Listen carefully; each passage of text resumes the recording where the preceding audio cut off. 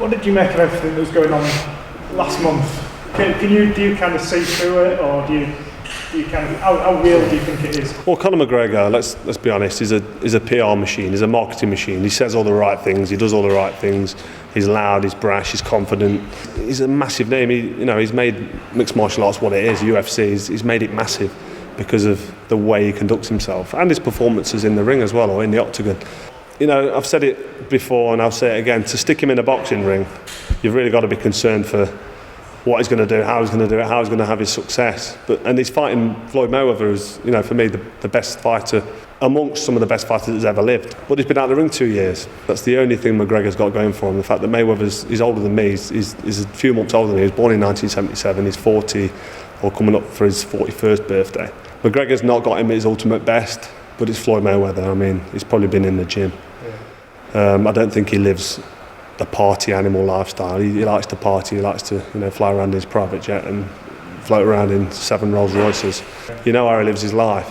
But I still think he keeps one eye on the fitness, and he still eats well. He doesn't drink. I think he looks after himself. So one thing it is, it's fascinating. It's what's going to happen, and the whole dramatics and the build-up, almost pantomime. I don't want to rubbish it and say it's a pantomime, but nobody's really given McGregor a chance. But he's really confident, really believes himself. He's young, and Mayweather's been out of the ring a few years, so or a couple of years.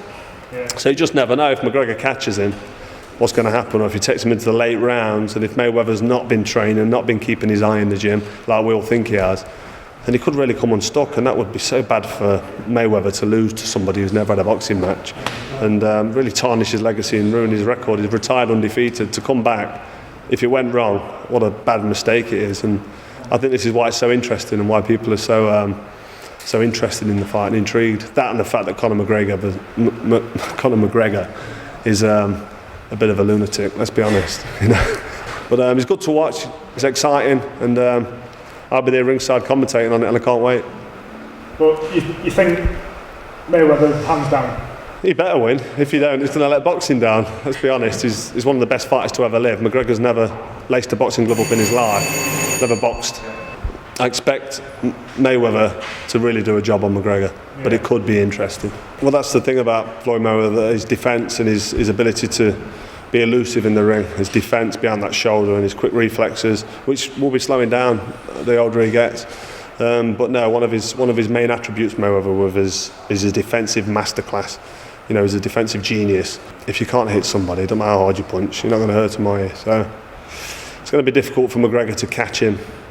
But you just don't know what McGregor's going to do. He might come out and just have a bit of a whirlwind attack early on. This is what's so exciting about it. Whatever way you look at it, it's a 2-horse race.